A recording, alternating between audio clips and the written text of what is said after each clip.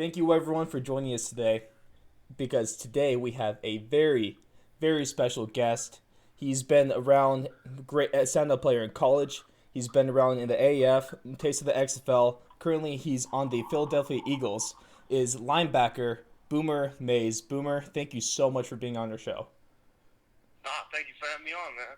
Of course. So, man, do you think All you right, just brother. do you think we could just start off like you got hobbies? What you like to do when you're not grinding in the gym or on the football field or throwing on the shells and hitting? Uh, Normal stuff, really. Relaxing more than anything, and then, TV, movies, music, cars, all that stuff. I usually detail my car. What's your favorite show right now? Favorite show? It used to be Moonshiners and Gold Rush, so that went off. Really? Now, Oh, that was a good one. yeah, two of the best ones.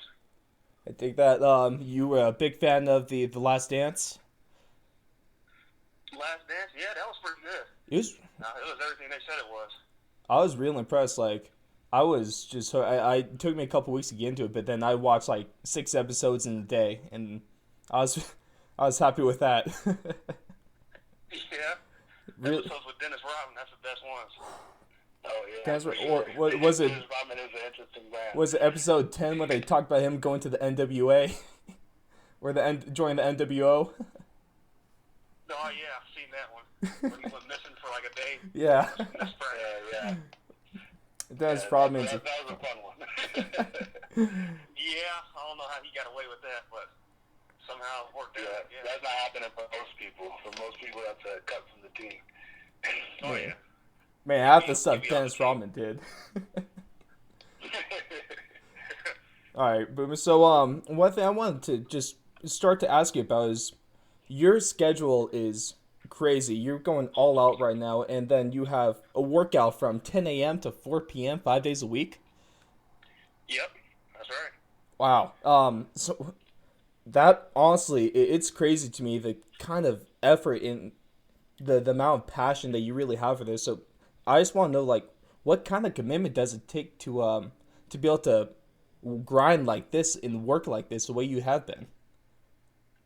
Oh, it's 100% commitment. We can't be halfway in and not do it. So if you want something that bad, you'll do just about anything to get it. So, I mean, it's definitely a sacrifice. Mm-hmm. For sure. But like, But what do you think is like your driving force? You know, a lot of motivational speakers nowadays say, "What is your why?" What would you consider to be your why for why you do this? Simple, to play. If this is what you got to do to play, then I'll do it every day. As I am, so. Love of the game. Oh, yeah. Just being on a 53-man roster, being able to play on Sundays, that right there, I mean, that's everything. I love that. So how long? When did you get your start in football? When did you get that first taste of little Pop Warner, little Pee Wee action? Oh, yeah, that started when I was in second grade. It was the first time I played tackle football. Wow. I was like 7 years old, yep. That's real impressive. Just the amount of durability you have to be able to make it through a super rigorous sport like football this whole time. Yeah, I didn't just do football either, so, I mean, I was always busy. I did, wrestling, basketball, baseball, track. So, I mean, I did everything. So, wasn't that, by the time I got to college, I was prepared for it year-round type deal, so, because I was always busy. Mm-hmm. But speaking of... So what would you say would have been your second sport other than football? Would you consider your second best? Oh, wrestling. Wrestling? Wrestling. Yep. What weight class were you in? In high school, I wrestled 215. 215. Yep. Damn. Some of the big boys. Wrestling. I did wrestling for like a year just to stay in shape for football, and man, that's an extremely tough sport we're talking about right there. Yeah. It's a regular sport. It's a different type of condition, that's for sure. Because I thought I was in shape after playing a full high school season, and turning around a few days later, going to wrestling practice, and it's like, I got to get in wrestling shape. Right. It's definitely different. Yeah, and then also just speaking about speaking about college as well. You redshirted, and then you saw action in 13 games, and then the next 3 seasons, you never even missed a game, let alone missing a meeting. So Never missed a meeting, never missed a practice or lift. never got hurt. So So like you're just going back off That's that good going. commitment and that willpower and drive. Is all this just mostly come down to just a sheer love for the game of football? that's a lot of it. And then the other half of it too is just my mentality. I mean, just being sick isn't enough to keep me from doing something. Or being hurt isn't enough from me getting a day off. I didn't ever even for real knew that was an option. You can get out of stuff just by being sick or tired or something like that. So where did you For get sure. this mentality from though? Was it just something that came naturally to you? Was it something granted by maybe a coach or family members early on? Well, yeah, parents starts there, and then just growing up that way. So no matter what you're going through, you still don't get the day off type deal. So that workman's mentality is always. I grew up with it. So before most people even knew what it existed, I grew up with it. So I mean, it takes people 20 years to figure that out, and I figured it out when I was a little kid. So Hey, that's the best way to start. Start young. I loved my mentality that my coach always preached to me was the lunch pail mentality or the blue collar worker. That's the kind of attitude you got to yeah, bring every day. yeah, you gotta be very blue collar. Yep. Then also speaking All about right, so go ahead. your senior year, one thing that I was looking over when I was looking through your reading up on you, your stats, your big accolades, your career at NIU, you guys Mm-hmm. in your senior season in 2015, you guys had a week 3 game against Ohio State, and it was Yeah. really close. It was 2013 was the final score. Right at this point, Ohio State was the number 1 team in the country, I believe, and Yep. you balled out in that game as well, and you made a one hell of a goal line stop against Ezekiel Elliott when he was still repping for the Buckeyes, and Yeah. so All those guys that won that national championship the year before that, they actually returned that season. So that to us was we didn't realize it after the game. We basically played a national championship. They had returned literally everybody. so tell me what that was like. Tell me what the environment of playing in a game like against a team like Ohio State in the Big Ten, stuff like that. What was that like? The preparation leading up to the game and then the game itself. Well, the prep actually back then. I mean, it was one game at a time. So we for real did not start our film study till that Monday on Ohio State. So and the first practice was Tuesday. So really, we only had 3.5 to 4 days to prep for them before we played that Saturday. So I mean, everybody thinks that if you see like a big team on your schedule, you just start preparing for them. No, we actually played 2 other games before then that we were worried about. Not worried, but focused on. And then that week was all Ohio State. Then right after that game, it was on to the next team. So I mean, we had standard 4 days. I'd say a study, practice to get everything polished up, and then turn around and play on Saturday. So I mean, prep week's worth of prep if that. So it's just another week of work right there. Nothing Yeah, special. Just yeah. it's just Ohio State, No, right? no. Yeah, I mean, there was nothing That's all the team. special, nothing new to us, nothing. I mean, it was just, here's another game, we play it. I mean, we never worried about who we played and stuff like that because in our minds, we were the top team that everybody wanted to beat. It wasn't the other way around. And that mentality, was that something instilled on you guys by the coaching staff, or was that also just a thing that your team in the locker room mentality that you guys just naturally had? That was both. That was both coaches and players. It actually started before I even got there. So, I mean, NIU was built on that foundation years before my class even got there. So that just instilled through the years to come. But that was definitely a mentality. Like you weren't on our NIU football team if that wasn't your mentality. Especially, it probably takes that little extra chip on your shoulder. And not to knock on NAU, but the MAC conference obviously just it's not a Power Five conference, not as big as other ones. So would you take that? It would take that. Would you say it would take that initial extra push and extra chip on your shoulder to compete on a big stage? Yes and no, a chip on your shoulder because we didn't ever thought we had got the respect that we deserved. Because I mean, we was a top 25 ranked team. We made it to a BCS game, and we were a non-Power 5 school. But I tell everybody, the MAC it's one of the top conferences. You got first-round draft picks that come out of there, All-Americans that come out of there. I mean, most NFL players, teams, are made up of Division II guys, transfers, MAC guys. I mean, the competition is definitely there. Mm-hmm. I mean, we had. I mean, I think we only lost to one Big Ten team my entire career. So, I mean, that speaks for itself. Yeah, without a doubt. But man, there's nothing like a little action too. I love it. For sure. Oh, yeah. What would you say with that mentality that kind of came with, you said it was there before you got there. What was like a normal week schedule for you and your team for any week of football, off season, during the season? What was like a normal workout schedule, school schedule for you guys? Well, during the summer is when it starts, actually. So we report, beginning of summer, June 12th or whatever it was, and then you got your classes, which summer classes usually one or two, and then you have a morning lift, which is like a 5 a.m. lift, and then conditioning right after that, and then later on in the day after the classes, as players, kind of our OTAs, we get together, bring all the guys in your position group, and do film study. Then we do a quick 45-minute 7-on-7 period with just players, no coaches. So I mean, it was a player-driven team from the get-go. And then during the season, if we played on a Saturday, our film study would start on Monday, but we wouldn't practice on Monday. You just go in on your own, start film. Coach will have a layout of plays we're going to run, and formations and stuff to watch. And then that Tuesday would be your first full pad practice against install and everything for that Saturday. And then it just played out from there. Gotcha. It's remarkable that you guys were that much of a player-run team. Yeah. I mean, you got to be, because the coaches can't play for you.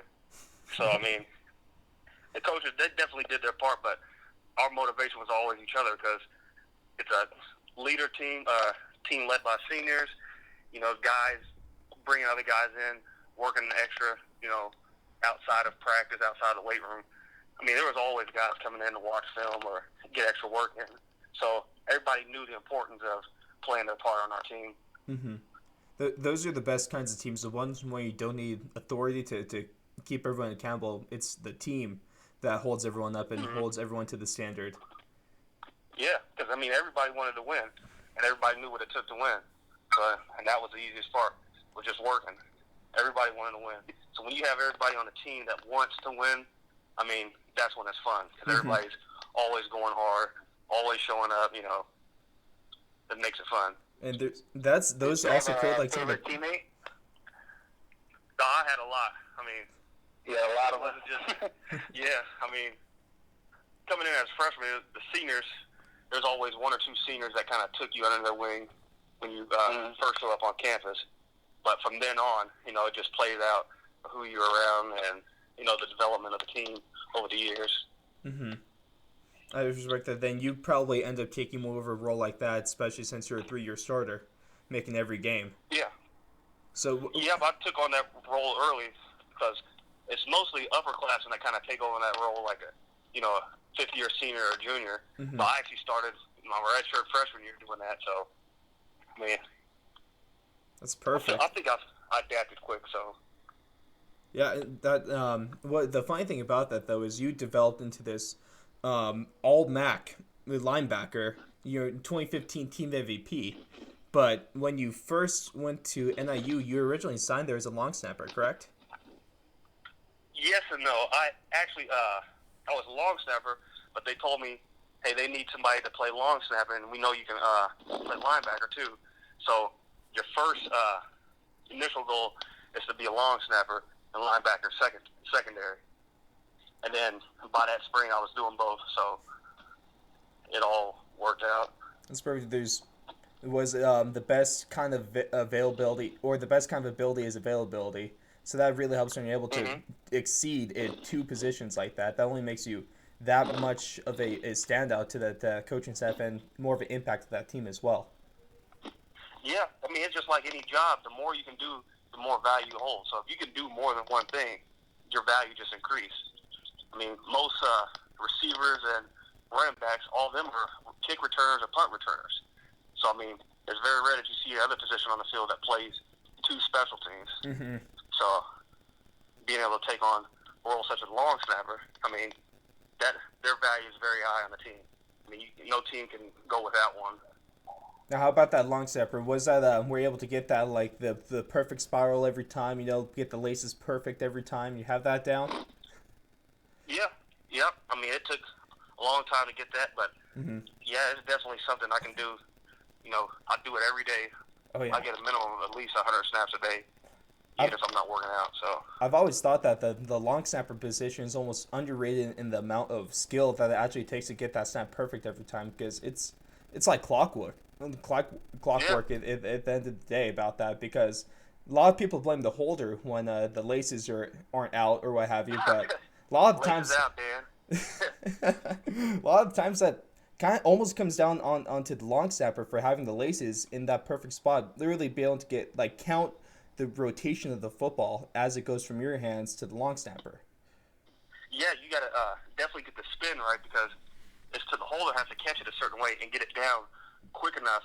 That way you don't mess up the steps of the kicker. Mm-hmm. So your timing, it's all in your timing too, because you got to get a snap off in a certain amount of seconds, or Mm-hmm. less than a second, really. Yeah, there's a lot of we spend a lot of time on just the snap to hold in our special teams periods and that's like it's a underrated part of the mechanism of a football team really.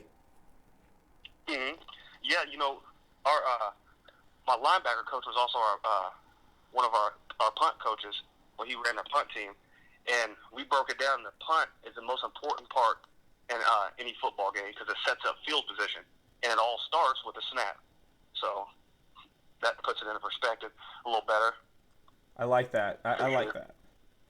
Yeah. Yeah. Then you had your phenomenal college career, and then from there, you kind of went. You had some time in the AAF when that was still a thing. You had a hmm trial with the St. Louis Battlehawks, and so can you kind of take us through the differences between? Or of course, now you're on an NFL roster, so can you like take us through the differences between what it's like to play a college level and the various professional levels that you've had experience at?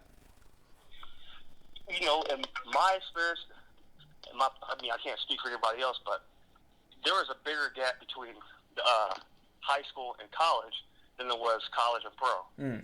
I mean, there was the way we structured our practices in college and our schedule throughout the week is down to the T exactly what the pros do. Mm. So Really? our speed of the practice, the way we structure our meetings, the way our day is structured, it's exactly how the pros do it. So when I got there, I mean, there was no difference. The speed of the game was the same.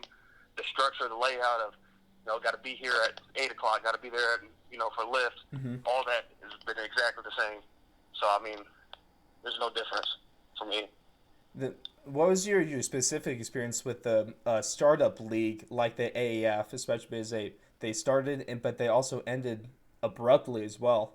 Um, so can you take us through your experience as a part of the Alliance for American Football? Yeah, I mean, they actually started out, sending out the contracts and talking about it probably months before we even went to minicamp. So I think Mm-hmm. they started actually. I think I got my contract in, I want to say June or July is when I actually got the contract. And I mean, they were very structured. I mean, you had the releases, the waivers, the contract, and then when you got there for minicamp, then Mm-hmm. you had additional paperwork for the physicals and stuff like that. But I mean, they did it well. So I mean, the best way you can probably do a league like that first time around, I think they did a good job. Mm-hmm.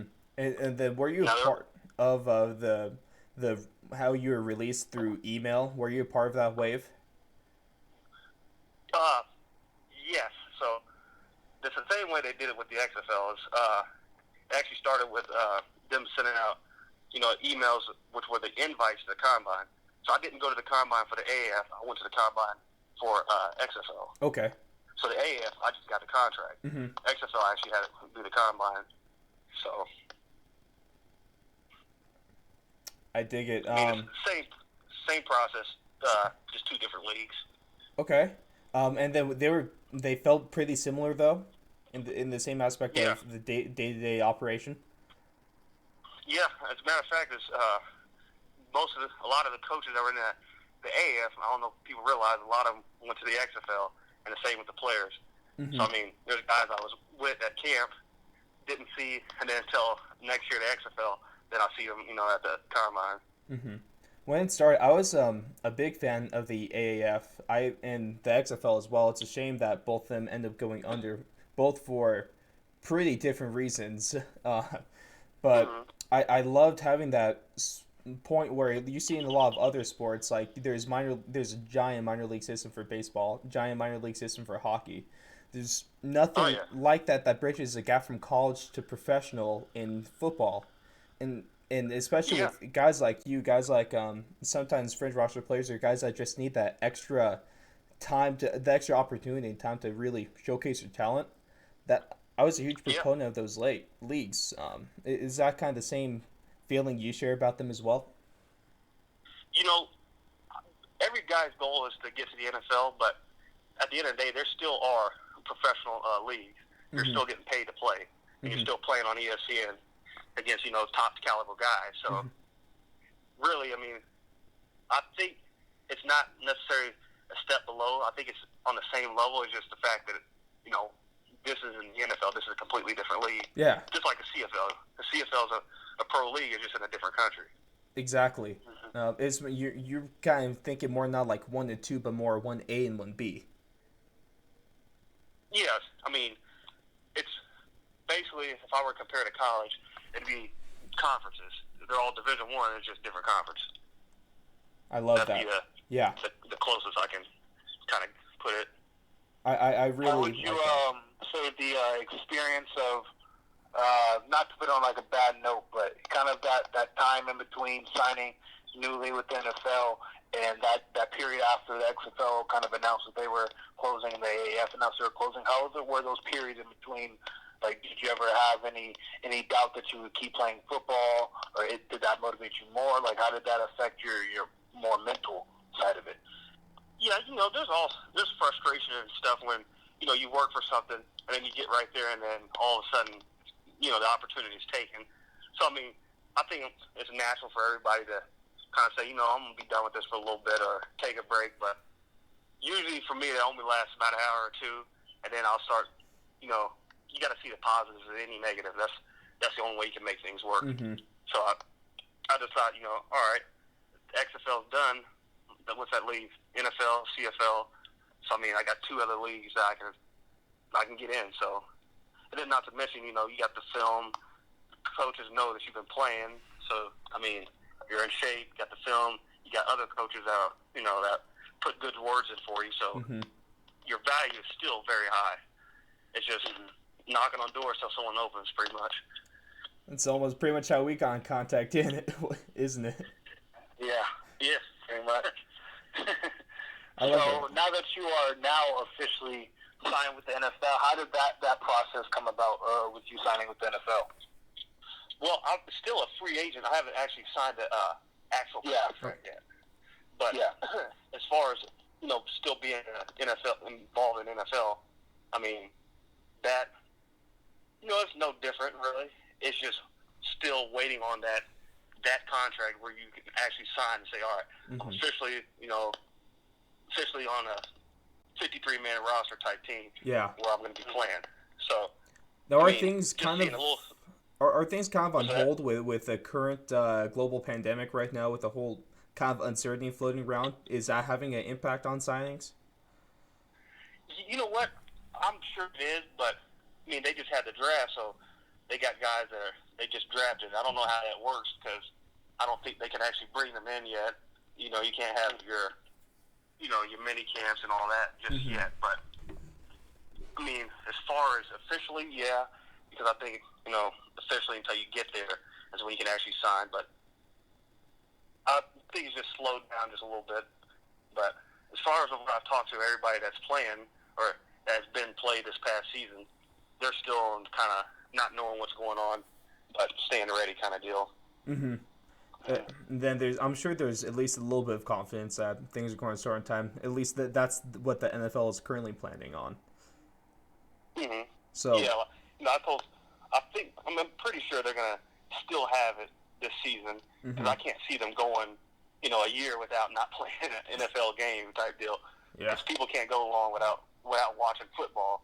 I mean, it's But amazing that they haven't gotten a baseball or basketball, but when it comes to football, I think that's like American sport. So mhm. people can't get enough of it. That's a different thing. There's difference Sure. between a hold on baseball or hockey or even the NBA. We're supposed to be in playoffs right now, but you're correct. Baseball or football, whether it be NFL or NCAA, both of those are two of the biggest, probably the biggest aspects of American culture. For being honest.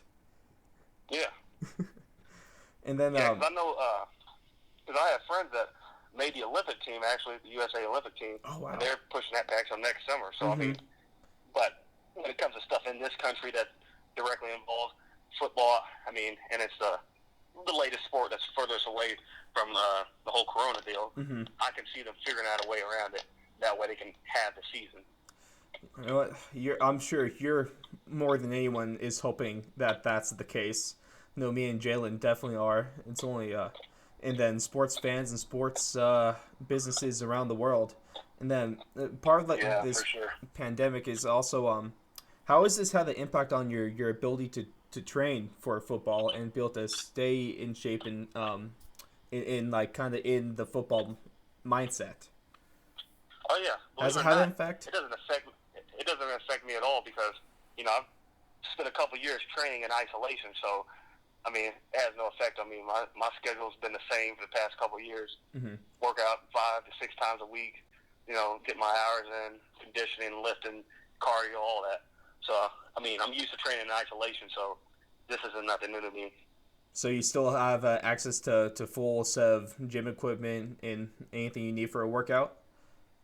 Yeah, I got my own gym, and then I got access to a turf field with a track, and then got my own. I actually have my own Woodway sprinting treadmill, high power sprinting treadmill. I Mm, actually have that in my house, so I mean I have access to everything I need.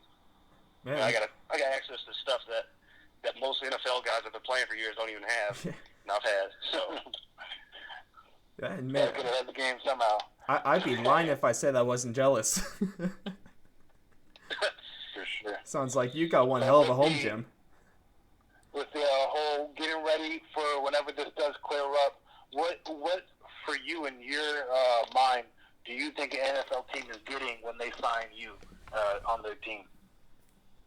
they're getting their money's worth. I mean, you're getting a player that plays two positions extremely well for half the price, and it's a player that you never have to worry about getting arrested, never have to worry about, getting hurt, never have to worry about being late.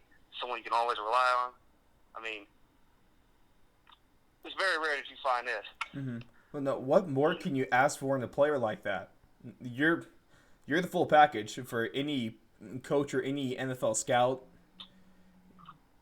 Mm-hmm. You got that, and Yeah. that's really what's going to set you apart. And that's why when you reached out to us on Twitter, I took a look at the article, took a look at your highlights, and I was just thinking the whole time I was watching, it's like, man, this guy could play, and man, does he belong on the NFL roster? Yep. 100%. Yep. Because I got the accolades and also got the. And no one believes that. And they got the film. And I told somebody last week I said if you don't believe me, you can ask any player that played in the Pro Bowl that played either with me or against me, and tell them give me a thumbs up or thumbs down. And I guarantee it'll be a thumbs up. I love that. For sure. You have the tangibles, you have all any sort of intangibles that a coach could ask for, and I really am excited for once all this falls like goes down because I know that if an NFL team it actually wants to make the right decision, you're going to end up on one of those 53-man rosters. And Boober, I'm excited for preseason OTAs and all the camps to start off because I'm a fan. You got me hooked ever since you reached out to us, and so I really can't wait to see what you can do in the preseason and the NFL regular season as well, and hopefully even the postseason. Yeah. Yep. I'm looking forward to it. I'm finally here. So been beyond ready. So nothing more to it than that. Right, and then Is there any last messages that you have for fans out there listening? Just anything we could follow you on, any of your social medias, just let the people know. Oh yeah, Boomer Mays at Boomer Mays my Twitter, and then Boomer Mays on Facebook. So anything Boomer Mays, that's the usual where you're gonna find me. we gotcha. And then, of course, everything's going to be linked in our descriptions on YouTube, on Spotify as well. We'll be tweeting all this stuff out once we do get this interview out to the public. And I just want to say once again, Boomer, thank you so much for coming on to our show. And I'm thrilled that we were able to get your name out there a little more, get you a little more publicity and recognition because you deserve it. Well, John, thank you, man. Thank you for having me on. Of course. Thank you, Jalen, for the questions as well. And thank you, everyone, for tuning in to this very special interview with professional football player and soon to be 53-man roster, Boomer Mays. And it's truly an honor and it's a blessing. And I just can't wait to see you go out there and kick some ass on the gridiron on any given Sunday. No doubt, man.